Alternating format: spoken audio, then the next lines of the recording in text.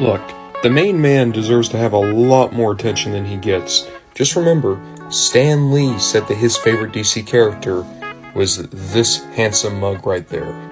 From McFarlane's DC Multiverse toy line, this is Lobo, based on his appearance in the DC Rebirth launch. And I have to say, it is a really good take on the guy, especially after New 52 kind of, what's the word?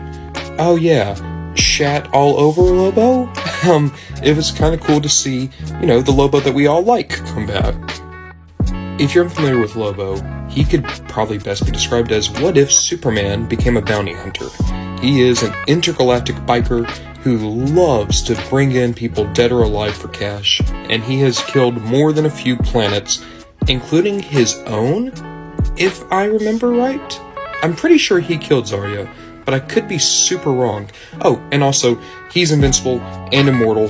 His soul is stuck here because he's more or less either made deals with or pissed off both God and the devil, and that keeps getting retconned as to which one it was. I kind of prefer the idea that he just pissed them both off because it's a little bit more on brand, but, Lobo's got some charm to him. He could have made some deals. Taking a closer look, and I really like this head sculpt for Lobo. It's not quite what I think of when I imagine Lobo, but that's because I always see his Justice League cartoon design. I still think this is a really good take on him, especially with the kind of long hair that's flowing off the side of his head, giving him a very interesting look. And the rest of his body, just basically imagine like a Hell's Angel kind of style biker, and then put that on a big white alien, and boom, you have Lobo's look. I do really like his skull knee pads, of course, skull belt buckle up there, his shin guards. Like, you have a lot of really great design elements to this and amazing sculpting. I also really like when you look at his vest, it's all, like, shot up and torn up. That's, really good attention to detail. And then, of course, you gotta love the Bite Me fanboy.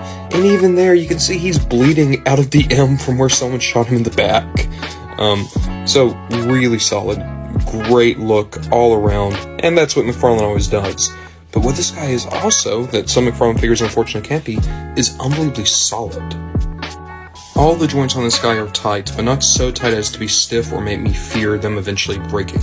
It feels so good in the hand, and it feels like more and more McFarlane figures are starting to kind of figure out the balance between what it takes to feel, workable, but not so stiff as to be breakable. In terms of accessories, Lobo just came with his chain and hook. It's made of a very soft plastic, but it's also a nightmare to get on or off, so it's just staying on there now. Love him.